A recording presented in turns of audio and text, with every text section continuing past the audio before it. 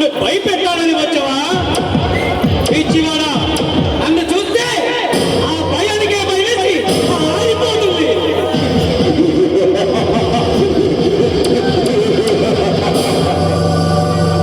నేను వచ్చిందే నిన్ను భయపెట్టడం కాదు, నీ పని పట్టడానికి.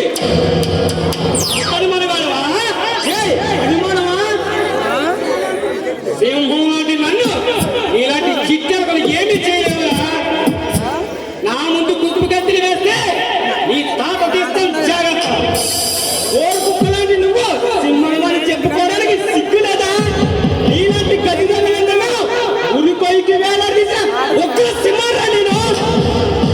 ఒక్క సింహుడు అయినా సమరసింహుడు అయినా ఈ రుద్రగాడి ముందు గోళంగా మారి సలాం చేయవలసిందే.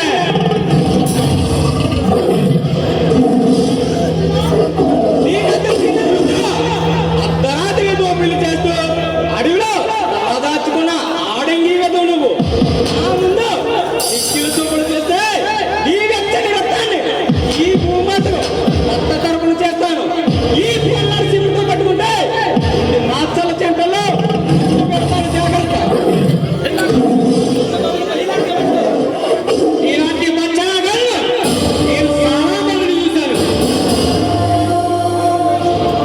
అనవసరంగా నా చేతిలో ఎందుకు చేస్తా కానీ మర్యాదగా నేను ఇచ్చే డబ్బు తీసుకుని ఈ కిలో కూడా వెళ్ళిపో. నువ్వు నాకు తప్పిస్తావా? ఎవరప్ప సమ్మరది? చెప్పడం పూర్తి సంపాదించావా? కష్టపడి కూడబెట్టావా? ఊళ్ళని దోచుకుంటూ ఓగేసిన మైకి సొమ్మరది. దాంట్లో నాకు వాటా ఇస్తానంటావా? నీ తాట తీస్తాను, జాగ్రత్త. ఏ పోతే అయ్యో తలిసి డబ్బు ఇస్తానంటే పడాయి కబుర్లు చెబుతాయన్నా పడుస్తాయి. పగలాంటి సింహాలు కానీ సగం పాలు పలుకుతున్నావుగా.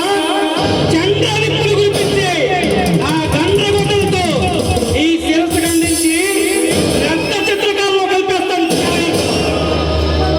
చమ్మలైలో తిరిగే గబ్బర్ సింగ్ మొదలుకొని దండరాగుల్లో తిరిగే నాగరాజు వరకు ఎందరో కరోనా కొడుకులు నన్ను కాటికి పంపడానికి కలలగన్నారు, పాతాళగంగలో పతనమైపోయారు. నీ చరిత్ర నా చేతిలో ముగింపోతుంది. ఇలాంటి పిల్ల నా కొడుకు చేతుల్లో సమర్థం కావడానికి నా చరిత్ర సామాన్యమైనది కాదురా. రాష్ట్ర హోంమంత్రిని నడి రోడ్డు మీద అర్థంగా నరికిన వీర చరిత్ర నాది.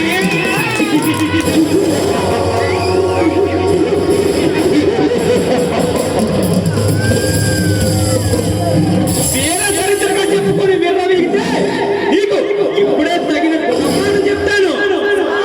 సావాలనంత సరదాగా ఉంటే సింగరేహంతో పడగొట్టి విజయవంతంతో కొనబడతాను. రా, come on.